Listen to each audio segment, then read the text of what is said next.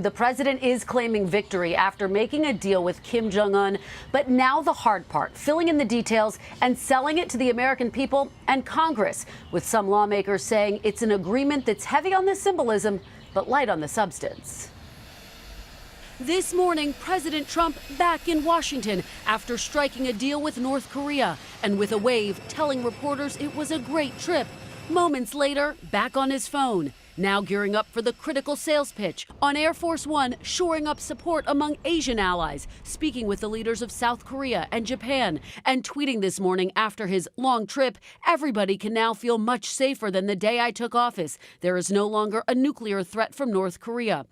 On Fox News overnight, Mr. Trump giving new details about his meeting with the North Korean leader. This country has to be denuked, and he understood that. He fully understood it. And the strategy that he says helped bring Kim Jong-un to the negotiating table, a mix of sanctions and tough verbal insults. Little rocket man. So I think the rhetoric, I hated to do it. Sometimes I felt foolish doing it. But we had no choice. So strategically you were doing it? Well, yeah, I mean, I think he gained respect. The president also sending out his top lieutenants, the Secretary of State in South Korea energizing allies, while Vice President Pence tried to rally skeptical lawmakers.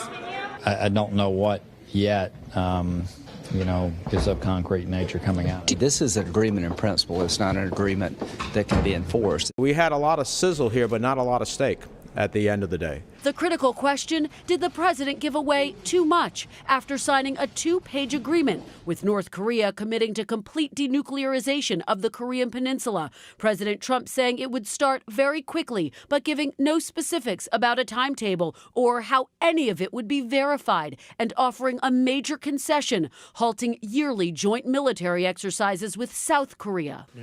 We will be stopping the war games. That left allies stunned and appeared to catch the Pentagon off guard. While the politics play out, the powerful optics from Singapore still resonating from that first historic handshake to backpats and high praise. He's a very talented man. With Mr. Trump playing producer at one point. Getting a good picture of everybody so we look nice and handsome and thin. Beautiful. Perfect. Even trying to win over Kim with a Hollywood-like action trailer produced by the White House. 2 men, 2 leaders, 1 destiny. And Kristen, back to that tweet that you mentioned, the president saying there is no longer a nuclear threat from North Korea, but we're a long way from that.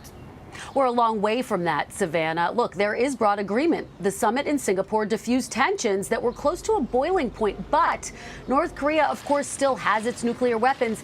And the agreement so far doesn't outline specifics like how many of those weapons it actually has. It could take years for North Korea to get rid of its entire arsenal. And that's all if the country complies with the accord. North Korea, of course, has a very long history of cheating on deals in the past. Savannah and Willie. Yeah, and the question of whether they would let inspectors in. A lot of questions to be worked out still. Kristen, thank you very much. Hello, Today fans. Thanks for checking out our YouTube channel. Subscribe by clicking that button down there and click on any of the videos over here to watch the latest interviews, show highlights, and digital exclusives.